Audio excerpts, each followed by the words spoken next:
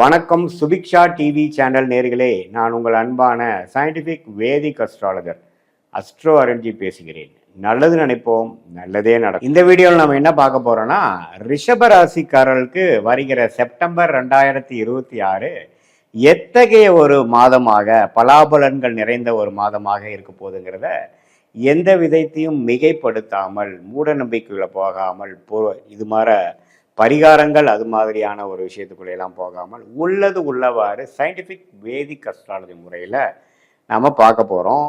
எப்படி நம்மளுடைய இந்திய வேத ஜோதிடத்தோட அடிப்படையிலான ஒளி தத்துவம் எப்படி நம்மளுடைய ராசிக்கு இது மாதிரி கோச்சார் அமைப்புகளாக எது மாதிரி ஒரு கர்ம தாக்கத்தை கொடுக்குறாங்க, கர்ம பலனை கொடுக்க போகிறாங்க, சாதகமான பலன்கள் எப்படி இருக்குது, சாதகமற்ற பலன்கள் எப்படி இருக்குதுங்கிறத நம்ம ரிஷபராசிக்கு துல்லியமாக மிகைப்படுத்தாமல் நம்ம பார்க்க போகிறோம்.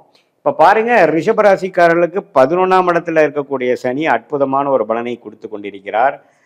3ஆம் இடத்தில் இருக்கக்கூடிய குரு 7ஆம் இடங்கிற திருமணஸ்தானம், பங்குதார ஸ்தானம், நண்பர்கள் ஸ்தானம், புதிய ஒரு தொடர்புகளை உண்டாக்கக்கூடிய ஸ்தானத்தை பார்த்து வலுப்படுத்துகிறார். 9ஆம் இடம் என்று சொல்லப்படுகிற பாக்கியஸ்தானத்தை பார்ப்பது அருமை. ஸோ பாக்கியங்கள், அப்பா மூலமாக வரக்கூடிய விஷயங்கள், நம்மளுடைய பாக்கியங்கள்லாம் கொஞ்சம் நிறைவாக வரக்கூடிய அமைப்புகள். 11ஆம் இடத்துல இருக்கக்கூடிய சனியை குரு பார்த்து ஒன்றுமே லாபங்கள் பெறக்கூடிய அமைப்புகள், சில பிரச்சனைகள்லாம் சால்வ் ஆகக்கூடிய அமைப்புகள் எல்லாம் கொடுத்து கொண்டு இருக்கக்கூடிய அமைப்பாக இருக்கிறது. ராகு பாருங்க 10ஆம் இடத்தில் இருக்கிறார், கேது 4ஆம் இடத்துல நீடித்திருக்கிறார். இது எந்தவித மாற்றமும் நமக்கு செப்டம்பர் மாதம் நமக்கு வரப்போறதில்லை.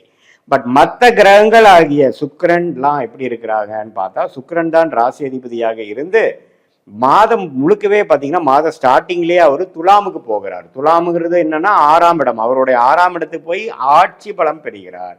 என்னதான் ஆட்சி பலம் பெற்றாலும் 6ஆம் இடம்ங்கிறப்போ என்ன ஆகும்னா, சில மாறுதல்களை கொடுக்கும், சில நோய் உபாதைகளை கொடுக்கும், சம் ஃபினான்ஷியல் கடன்களை கொடுக்கும். அதே மாதிரி சில குடுக்கல் வாங்கல் விஷயங்கள், வம்பு வழக்குகளையும் கொடுக்கக்கூடிய அமைப்புகள் கொஞ்சம் கொடுக்கும். ஆனால் அதில் பார்த்தீங்கன்னா சனி செவ்வாய் பார்வையில் இல்லாமல் பாவத்துவமாக இருக்கிறதுனால அவ்வளோ ஒரு பாதிப்புகள் இல்லாமல் ஏதோ சில டிஸ்டர்பன்ஸ்கள் இருந்தாலும் பொதுவாக நாம் நினைக்கக்கூடிய அமைப்புகளை என்னால் செய்ய முடியுது. நம்ம வெளிநாடு வெளிமாநிலத்தை சம்மந்தப்படக்கூடிய சில தொழில்கள், வேலை மாற்றங்கள்லாம் கொஞ்சம் பாசிட்டிவாக வருது. அது மாதிரி விஷயங்கள்லாம் கொஞ்சம் நல்லா இருக்கு. அதே மாதிரி புதன், சூரியன், கேது எல்லாமே 4ஆம் இடத்துல இருக்கும் பொழுது 4ஆம் இடம் என்று சொல்லப்படுகிற படிப்பு விஷயங்கள், இடம், வீடு, வண்டி, வாகனம், தாயார், அது மாதிரி விஷயத்துல சில ஆக்டிவிட்டீஸ் சில முயற்சிகள், சில பலன்கள், சில மெனக்கெடுதல்கள், அது மாதிரி சில விஷயங்கள்லாம் நாம் செய்யக்கூடிய அமைப்புகள் இருக்கு. அதே மாதிரி பாருங்க, இப்போ உங்களுக்கு நடக்கக்கூடிய இந்த சூரியனோட பயிற்சி பாருங்க, மாதத்தின் செகண்ட்ல நடக்கக்கூடிய அமைப்புகள் 4ஆம் இடத்திலிருந்து 5ஆம் இடத்துக்கு போகிறது ஒரு நல்ல ஒரு அமைப்பாக வருகிறது. ஸோ இது பாருங்க, ஓரளவுக்கு நல்ல. இப்போ சுக்கிரன் 5ஆம் இடத்துல நீச்சமாக இருந்தாலும் 6ஆம் இடத்துக்கு எப்படி ராசியை தூக்கி நிறுத்துறாரோ அதே மாதிரி மற்ற கிரகங்களும் ஓரளவுக்கு வலுவாக தான் இருக்கிறார்கள். இதனால என்ன வருகிறது அப்படின்னா, நமக்கு தொழில் மேம்பாடுகள் நன்றாக இருக்கிறது. தொழிலில் ஏகப்பட்ட டிஸ்டர்பன்ஸு, நிறைய முயற்சிகள் செய்தாலும் பலன்கள் குறைவாக தான் இருக்குதுங்கிற மாதிரி அமைப்புகள் இருந்ததெல்லாம் படிப்படியாக சில பெனிஃபிட்ஸ் அனுபவிக்க பார்ப்பீங்க. சில பெனிஃபிட்ஸு, ரிசல்ட்ஸ் எல்லாம் கண்கூடாக பார்க்கக்கூடிய அமைப்புகள் உங்களுக்கு தெரியும். இடம் வாங்கணும், வீடு வாங்கணும்னு நினைக்கிறவங்களுக்கெல்லாம் டக்குன்னு ஒரு அமையறக்கூடிய அமைப்புகள் கண்டிப்பாக காட்டுது. அதே சமயத்தில் இப்போ உங்களுக்கு இந்த பார்ட்னர்ஸ் மூலமாக சில பிரச்சனைகள், கொஞ்சம் ஆஃபீஸில் கொஞ்சம் பாலிட்டிக்ஸ் போயிட்டுருக்குது, அப்படிங்கிற மாதிரி ஒரு பிரச்சனைகள் போயிட்டு கொண்டு இருக்கக்கூடியவர்களுக்கெல்லாம் கொஞ்சம் கொஞ்சமாக தணியக்கூடிய அமைப்புகள், கொஞ்சம் பிரச்சனைகள் தணியக்கூடிய அமைப்புகள், யார் ஒரு ஹாஸ்டைலான ஒரு பிரச்சனைக்குரியவர்களாக இருந்தார்களோ அவரெல்லாம் கொஞ்சம் விலகக்கூடிய பிரச்சனைகள், விலகக்கூடிய அமைப்புகள் எல்லாமே கொஞ்சம் வருது. ஸோ இது ஒரு பொதுவான ஒரு நல்ல ஒரு காலகட்டமாக தான் வருது.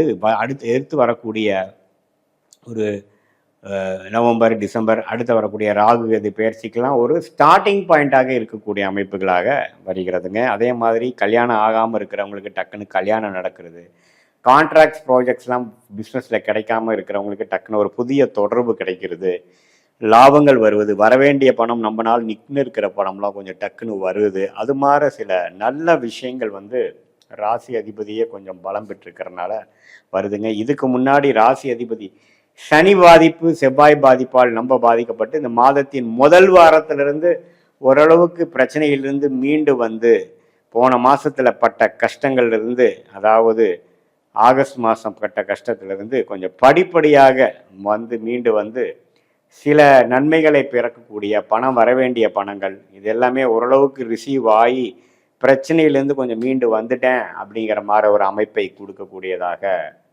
இருக்குதுங்க. ஸோ இது மாதிரி ஒரு ஜென்ரலாக பார்க்கும் பொழுது ரிஷபராசிக்காரர்களுக்கு வேலை தொழிலில் நல்ல மாற்றத்தை கொடுக்கக்கூடியது. அதே சமயத்தில் பணம் வரவேண்டிய இடத்துலேருந்து நல்லா வரக்கூடியது. மாணவர்களுக்கு நல்லா படிப்பில் நல்லா கெட்டிக்காரத்தனமாக படிக்கக்கூடியது. காம்படிட்டிவ் எக்ஸாம்ஸ் அது மாதிரி விஷயங்களை எதிர்பார்க்குறவங்களுக்கெல்லாம் டக்குன்னு நல்லா ரிசல்ட் வர்றது. அதே மாதிரி இந்த கல்யாணம் அது மாதிரி விஷயங்கள் எதிர்பார்க்குறவங்களுக்கு டக்குன்னு ஒரு நல்ல வரன் வருவது.